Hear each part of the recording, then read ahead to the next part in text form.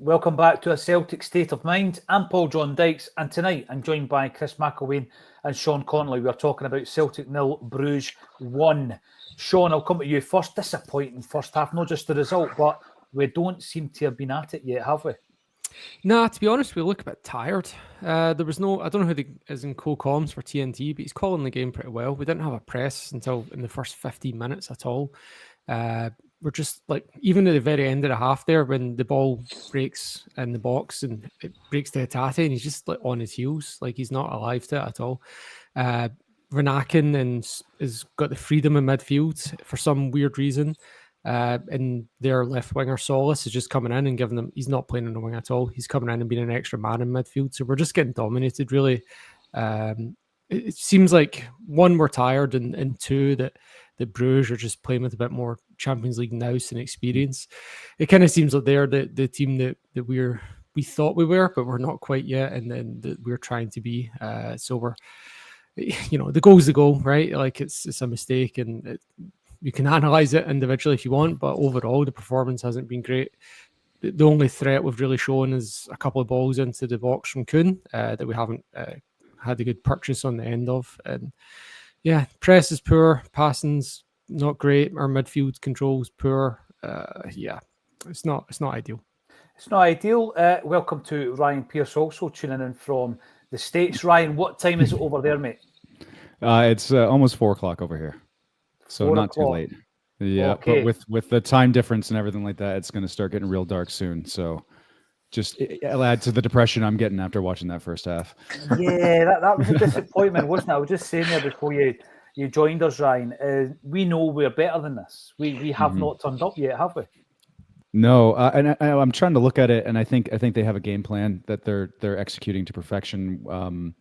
If you look at the moments that we've done well and the moments for the majority of the first half that we haven't, their captain Vanaken is man marking tightly McGregor, and which is forcing the likes of Hatate and Engels to get on the ball and make those deep passes that McGregor does so well. And so far, a lot of those have not been coming off. And they've been trying to make sure if Kuhn gets the ball, he's as close to the halfway line as possible. When we've done well, McGregor's on the ball, he's moving around, he's spraying passes, and Kuhn's getting the ball closer to the box. And so we just need to figure out how to address that and how to make adjustments. I'd like to see Bernardo come in because maybe he can kind of fill that role a little bit more steadily than the two other midfielders on the pitch right now. But they have a game plan. They're executing it. We need to adjust, and I'm curious if Brendan can do that going into the second half. I think that's the big thing, isn't it? And we've seen Brendan adjusting before, Chris, and often on a match day stream, I'll be sitting here at half time, and the message, the mantra is don't panic. Brendan Rodgers is watching the same game as us. He seems very calm. I think he realises that we're playing very much within ourselves tonight. Let's have a talk about the goal. We're going to have to cover it. I mean, it's one of the things where he scores a bizarre own goal, right? There's no other way to describe it. But it's Cameron Carter-Vickers, and it's difficult to be angry with him because his level of consistency over 2.5 seasons at Celtic has been so high that he doesn't often make mistakes. You see how the team got together in an impromptu huddle whilst Brugge were celebrating the goal, Chris. And he looked gutted. But, it's one of the things with regards to us having to galvanise ourselves at half-time and come out, because Carter-Vickers, how often do we talk about him making, game-winning challenges and blocks and all this kind of thing? I'm finding it very difficult to give him any kind of stick for that, as bizarre as the goal was. Yeah, it's sod's law, isn't it? Because in the pre-match, both of us, but me in particular, spoke about the assurance that he brings to this team, and the presence he's got, positional awareness, etc. And then, of course, that happened. So I'm kind of taking some responsibility for what happened there.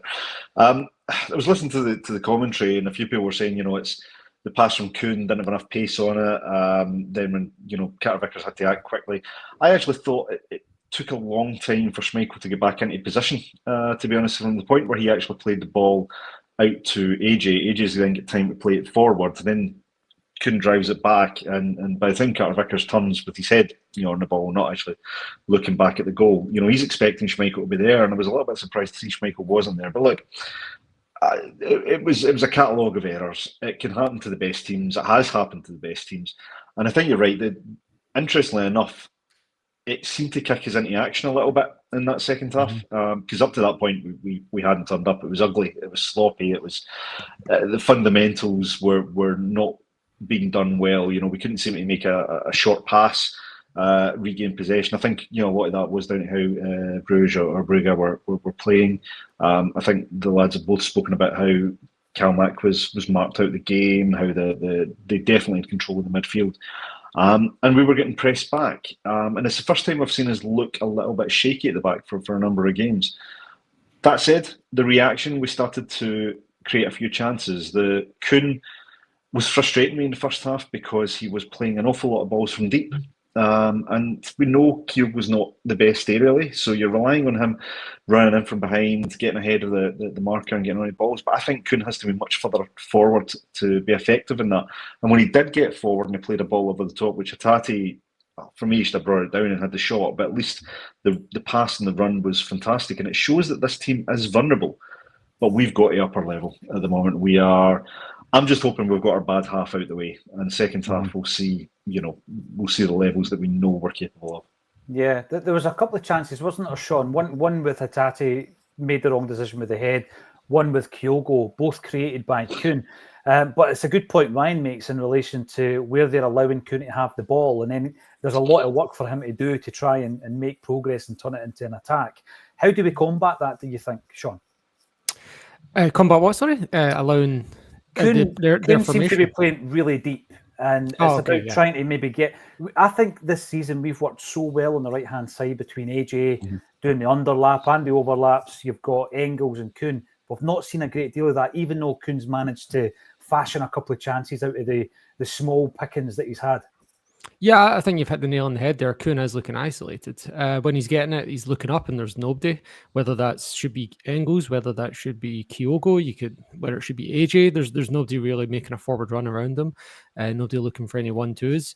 When he is getting it, he's so far out in the wing, he's so deep, and he's having to just go from so deep on his own. And there was one point where he does meander all the way into the box. And I think that also speaks to Club Brugge's kind of system as well, where they're marking the passes more than the men, if anything.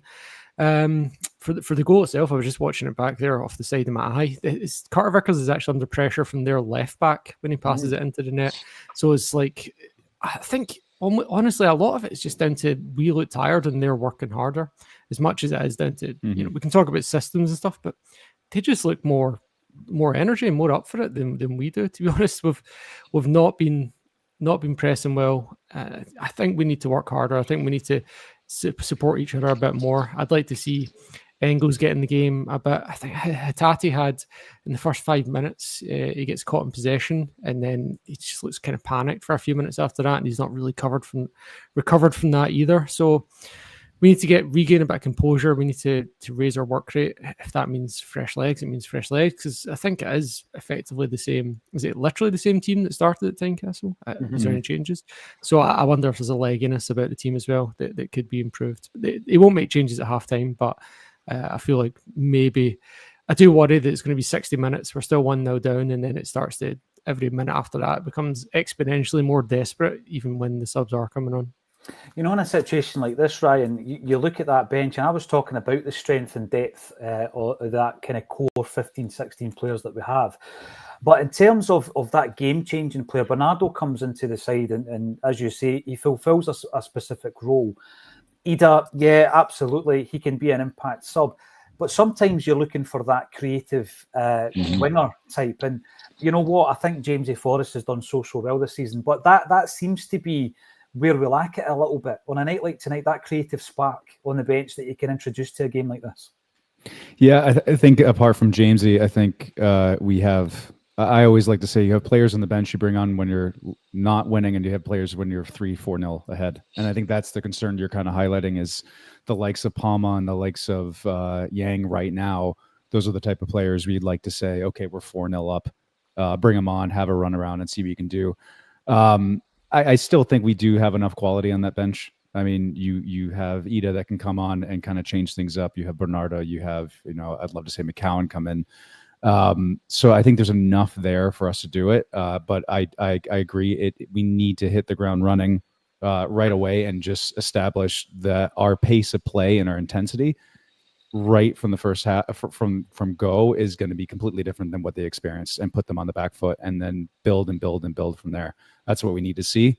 And the team that's on the pitch right now should be able to do that. Yeah, this is the thing. We've seen this so many times, Ryan, under Brendan Rodgers. The game of two halves almost, Chris. The performer in the second half is a completely different performance than what we've seen in the first. We're kind of hoping for that coming into the second 45. There's a lot of clamour, if you like, for changes to be made at halftime. We've got Tony coming in. He's looking at Bernardo for Hatate, Baye for Taylor. There's a lot of midfield kind of changes that people are suggesting rather. Can you see it happening, Chris? It's not really Brendan's MO, is it? No, I don't think he would do it when we're only 1-0 down and we have created a couple of chances. With that said, I think the game is being lost in midfield at the moment. Now, I'm a big fan of Hatate. I'm a big fan of Engels. I think this was a team I would have started with. But we've seen on other occasions this season, players like Bernardo can come in. They can just get a grip in the midfield. Just get a grip, calm it down, take a bit of control.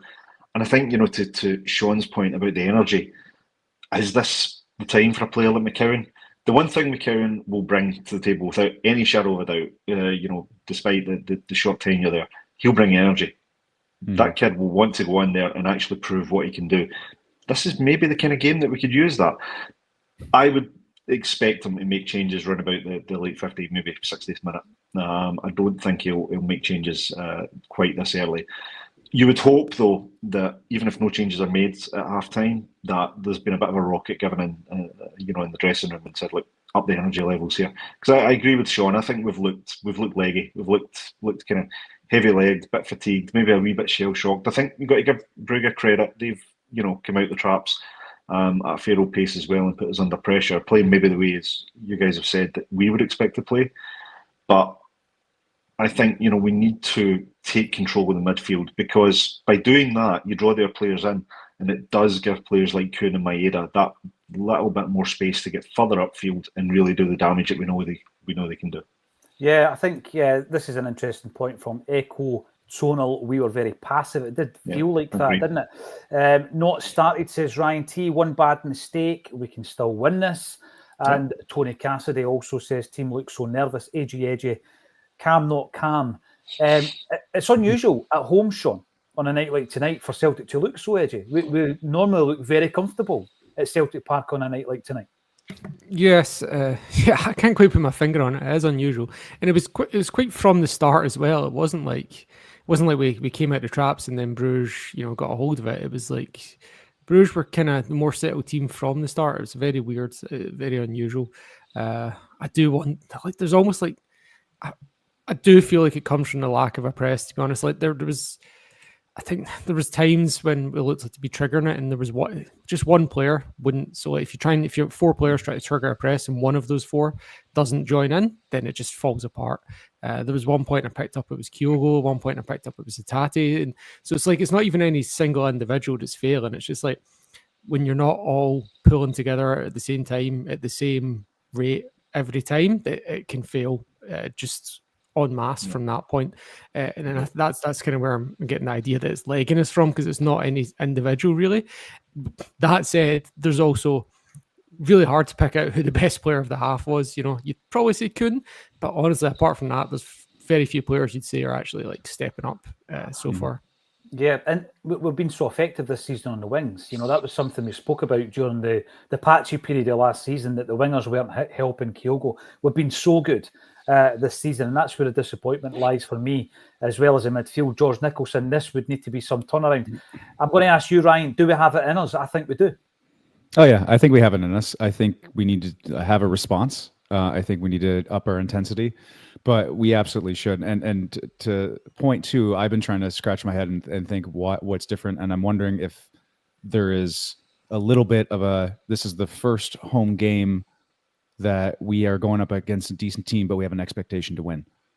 Our first game in the Champions League this season, it was, first game, we wanted to prove ourselves, went out there. This is an interesting thing. It's are we no longer having that underdog drive that we had, and now there's this expectation. That expectation is, well, if we lose this, are we falling below where we should be? And I don't know how much of that is playing into it, but I trust Brendan to get the team together. It was good to see the team kind of after that goal to kind of come together and kind of say, look, this isn't us.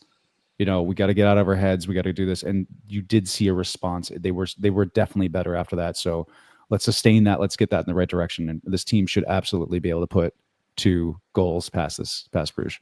Yeah, let's go for it. We've called them Bruges. We've called them Brugge. We're going into the second half. Join us at full time. Hopefully Celtic can pull this one back. Thank you to Sean, Ryan and Chris for joining me on A Celtic State of Mind.